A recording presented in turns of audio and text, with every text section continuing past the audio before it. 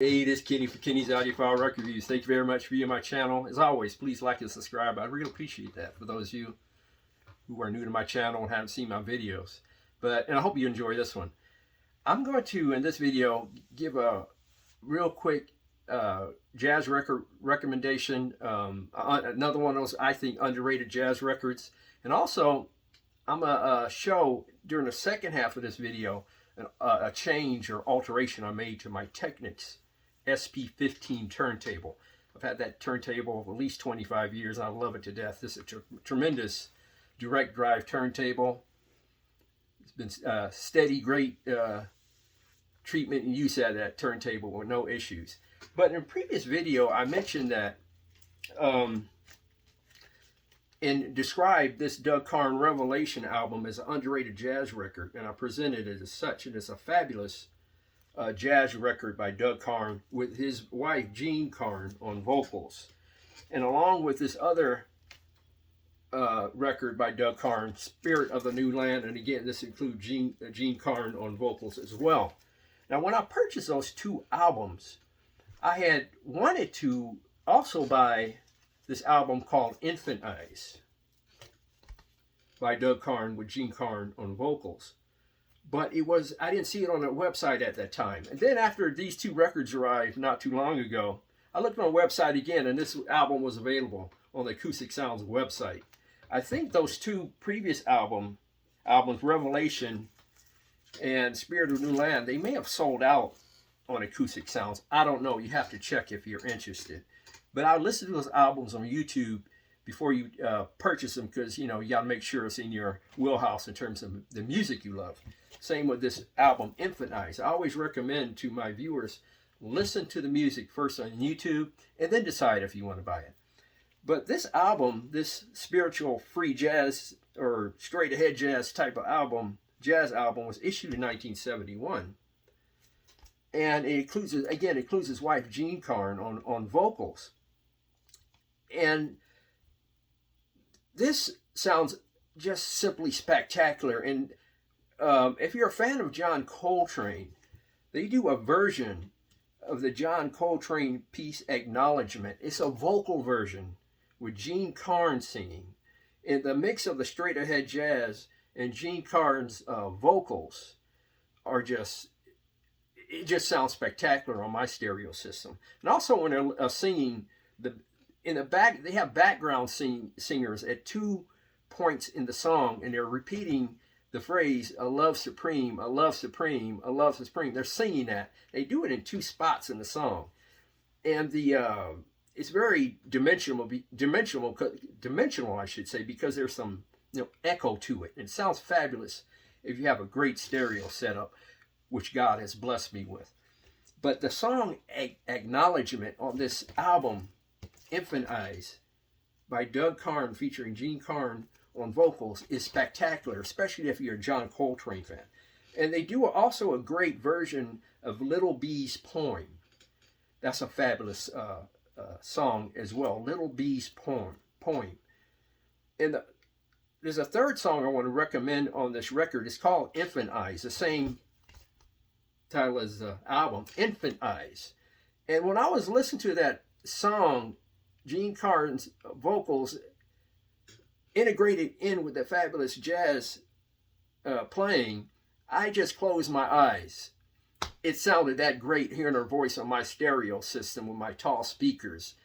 And it just sounded amazing, that piece, Infant Eyes. But this is a highly recommended jazz album, in my opinion.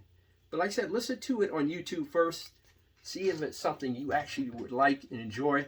This album was originally issued in 1971 on the Black Jazz label, but it was reissued, I think a couple of years ago, I don't know exact same year, by the reissue company Real Gone Music.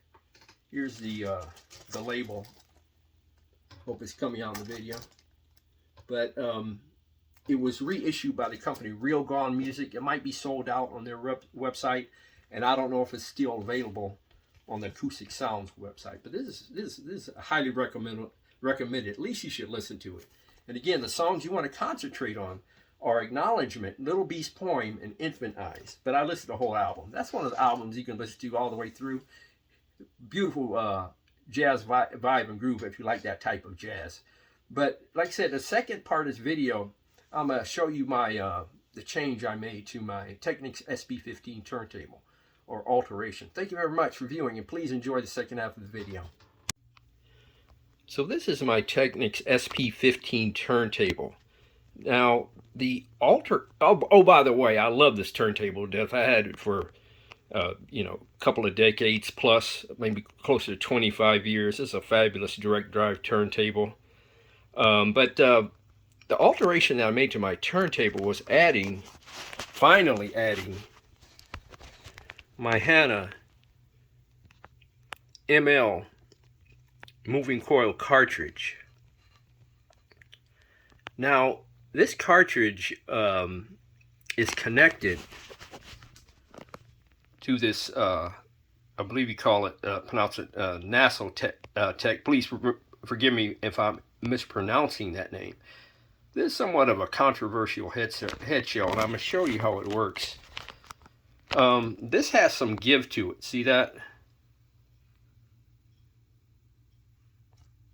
And the reason for that movement, or that sway it has, it's designed to, at least the manufacturer claims, it's designed to reduce tracking error, improves tracking ability, and also it claims to release some of the stress on the stylus. Now whether this works, I will not know for some time. I just recently installed my Hannah ML cartridge, and it's going to take at least 50 hours to break it in, at least.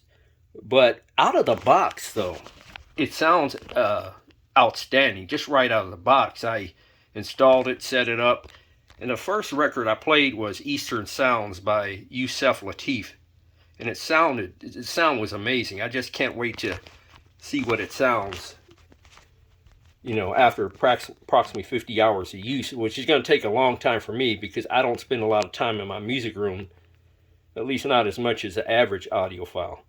But I can't wait to, you know, hear what it sounds like, this combination. I originally was going to connect the Hannah ML cartridge to this Yamamoto HS4 head shell.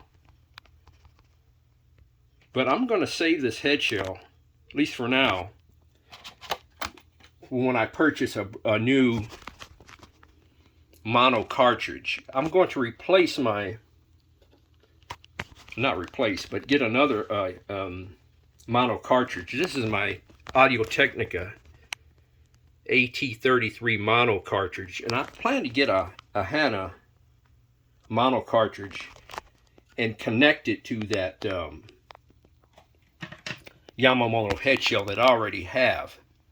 But that's not going to come for months to come, because I'm in this mode of buying some of these expensive $100 plus box sets. So once that kind of settles down, hopefully I can get that Hannah mono cartridge. It's on my list to get. But like I said, I will not know